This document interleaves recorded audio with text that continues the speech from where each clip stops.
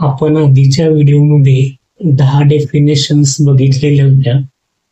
आता त्याच्या पुढच्या ज्या डेफिनेशन्स आहेत त्या आपण ह्या दुसऱ्या व्हिडिओमध्ये बघणार आहे.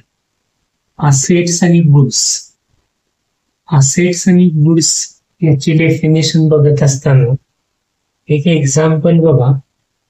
समजा मेडिकल शॉपी आहे आणि मेडिकल शॉपी मधनं जर तुम्ही मेडिसिन्स खरेदी करायला गेला तर तुम्ही मेडिसिन खरेदी करत असताना जो दुकानदार आहे तो तुम्हाला फक्त मेडिसिन देतो. ज्या कपाटामध्ये किंवा ज्या फ्रीज मध्ये मेडिसिन स्टोअर केलेलं आहे ते कपाट तुम्हाला देत नाही. फ्रीज किंवा ते कपाट त्यानं खरेदी करून ठेवलेलं असतं.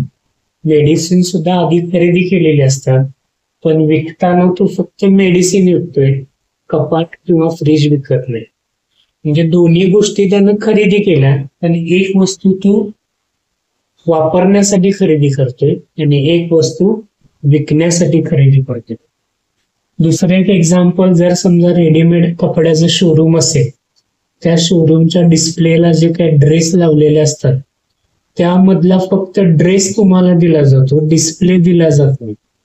डिस्प्ले ही त्या व्यापाऱ्यानं आपल्या बिझनेसमध्ये वापरण्यासाठी खरेदी केलेली गोष्ट आहे आणि जो रेडीमेड ड्रेस आहे तो विकण्यासाठी खरेदी केला. जी वापरण्यासाठी खरेदी केलेली असते ती असेट आणि जी विकण्यासाठी खरेदी केलेली असते ती गुड्स. असेटची डेफिनेशन काय? The things or commodities purchased